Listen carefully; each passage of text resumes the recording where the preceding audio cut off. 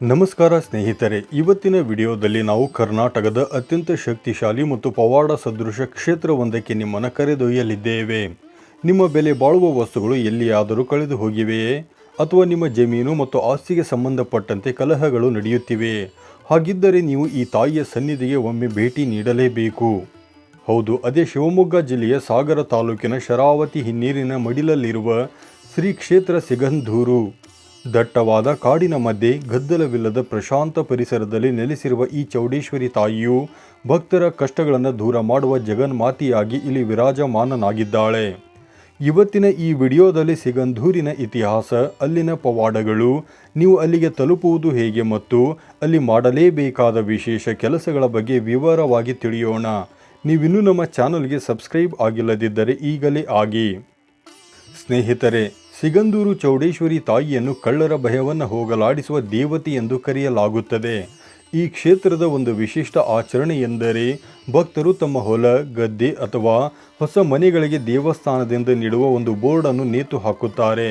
ಆ ಬೋರ್ಡ್ನಲ್ಲಿ ಸಿಗಂಧೂರು ಚೌಡೇಶ್ವರಿ ದೇವಿಯ ಕಾವಲಿದೆ ಎಂದು ಬರೆಯಲಾಗಿರುತ್ತದೆ. ಜನರ ನಂಬಿಕೆಯ ಪ್ರಕಾರ ಈ ಬೋರ್ಡ್ ಹಾಕಿದ ಜಾಗದಲ್ಲಿ ಕಳ್ಳತನವಾಗುವುದಿಲ್ಲ.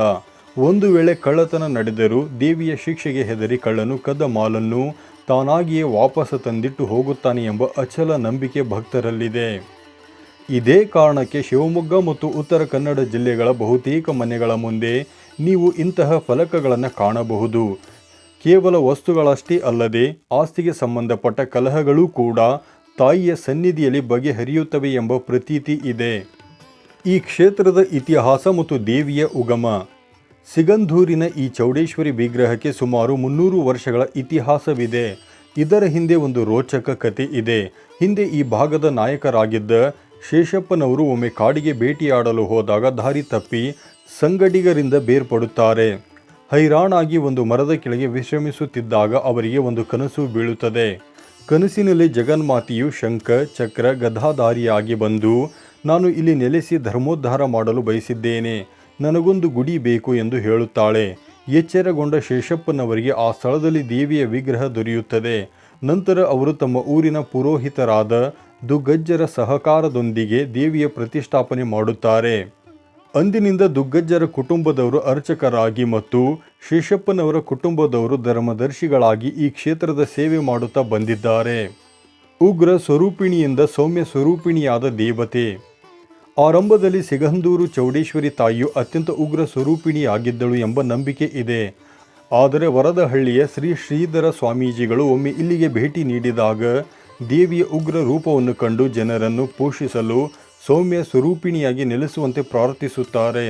ಸ್ವಾಮೀಜಿಗಳ ಪ್ರಾರ್ಥನೆಗೆ ಒಪ್ಪಿದ ದೇವಿಯು ಅಂದಿನಿಂದ ಶಾಂತ ಸ್ವಭಾವಳಾಗಿ ಭಕ್ತರನ್ನು ಹರಿಸುತ್ತಿದ್ದಾಳೆ.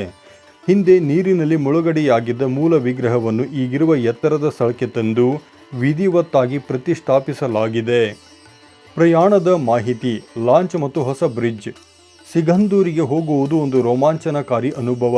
ಸಾಗರದಿಂದ ಸುಮಾರು 40 ಕಿಲೋಮೀಟರ್ ದೂರದಲ್ಲಿರುವ ಈ ಕ್ಷೇತ್ರವನ್ನು ತಲುಪಲು ಈ ಮೊದಲು ಶರಾವತಿ ಹಿನ್ನೀರನ್ನು ಲಾಂಚ್ ಮೂಲಕ ದಾಟಬೇಕಿತ್ತು. ಈ ಲಾಂಚ್ ಪ್ರಯಾಣವು ಸುಮಾರು 30 ನಿಮಿಷಗಳಿಂದ 1 ಗಂಟೆಯವರೆಗೆ ಇರುತ್ತಿತ್ತು. ಆದರೆ ಈಗ ಅಲ್ಲಿ ಅದ್ಭುತವಾದ ಬ್ರಿಡ್ಜ್ ನಿರ್ಮಾಣವಾಗಿದೆ. ಈ ಬ್ರಿಡ್ಜ್ ವಿದೇಶದ ಸೇತುವೆಗಳಿಗೇನು ಕಡಿಮೆ ಇಲ್ಲದಂತೆ ಸುಂದರವಾಗಿ ರೂಪುಗೊಂಡಿದೆ. ನೀವು ರೈಲಿನಲ್ಲಿ ಬರುವುದಾದರೆ ಮೈಸೂರು ಅಥವಾ ಬೆಂಗಳೂರಿನಿಂದ ಬರುವ ರೈಲಿನಲ್ಲಿ ತಾಳಗುಪ್ಪ ರೈಲ್ವೆ ಸ್ಟೇಷನ್ನಲ್ಲಿ ಇಳಿಯಬೇಕು. ಇದು ದೇವಸ್ಥಾನಕ್ಕೆ ಹತ್ತಿರವಾಗುತ್ತದೆ. ಸಾಗರದಿಂದ KSRTC ಮತ್ತು ಲೋಕಲ್ ಬಸ್ಗಳ ಸೌಲಭ್ಯವೂ ಕೂಡ ಇಲ್ಲಿ ಇದೆ. ದೇವಸ್ಥಾನದಲ್ಲಿ ನೀವು ಮಾಡಲೇಬೇಕಾದ ಕಾರ್ಯಗಳು. ದೇವಸ್ಥಾನಕ್ಕೆ ತಲುಪಿದ ಮೇಲೆ ನೀವು ಗಮನಿಸಬೇಕಾದ ಕೆಲವು ವಿಷಯಗಳಿವೆ.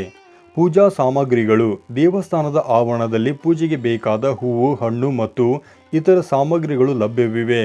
ವಿಶೇಷ ದರ್ಶನ. ನೀವು ಕ್ಯೂನಲ್ಲಿ ನಿಲ್ಲಲು ಸಮಯವಿಲ್ಲದಿದ್ದರೆ 200 ರೂಪಾಯಿಗಳ ವಿಶೇಷ ದರ್ಶನದ ಟಿಕೆಟ್ ಪಡೆದು ಬೇಗನೆ ದೇವಿಯ ದರ್ಶನ ಪಡೆಯಬಹುದು. ಭೂತದೇವನ ಸನ್ನಿಧಿ.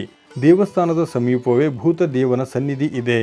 ಇಲ್ಲಿ ನಿಮ್ಮ ಇಷ್ಟಾರ್ಥಗಳನ್ನು ಅಥವಾ ಸಮಸ್ಯೆಗಳನ್ನು ಒಂದು ಪೇಪರ್ನಲ್ಲಿ ಬರೆದು ಅಲ್ಲಿನ ತ್ರಿಶೂಲಕ್ಕೆ ಕಟ್ಟಿದರೆ ನಿಮ್ಮ ಆಸೆ ಈಡೇರುತ್ತದೆ ಎಂಬ ಬಲವಾದ ನಂಬಿಕೆ ಇದೆ.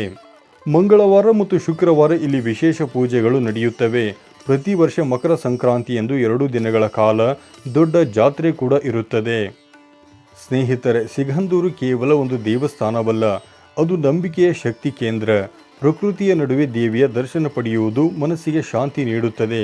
ನೀವು ಕೂಡ ನಿಮ್ಮ ಜೀವನದಲ್ಲಿ ಒಮ್ಮೆಯಾದರೂ ಇಲ್ಲಿಗೆ ಭೇಟಿ ನೀಡಿ ತಾಯಿಯ ಕೃಪೆಗೆ ಪಾತ್ರರಾಗಿ. ಈ ವಿಡಿಯೋ ನಿಮಗೆ ಇಷ್ಟವಾಗಿದ್ದಲ್ಲಿ ಲೈಕ್ ಮಾಡಿ, ನಿಮ್ಮ ಫ್ಯಾಮಿಲಿ ಮತ್ತು ಫ್ರೆಂಡ್ಸ್ ಜೊತೆಗೆ ಶೇರ್ ಮಾಡಿ. ಇಂತಹ ಮತ್ತಷ್ಟು ದೈವಿಕ ಮಾಹಿತಿಗಳಿಗಾಗಿ ನಮ್ಮ ಚಾನಲನ್ನು ಸಬ್ಸ್ಕ್ರೈಬ್ ಮಾಡಿ ಮತ್ತು ಬೆಲ್ ಐಕಾನ್ ಒತ್ತಿ. ಧನ್ಯವಾದಗಳು.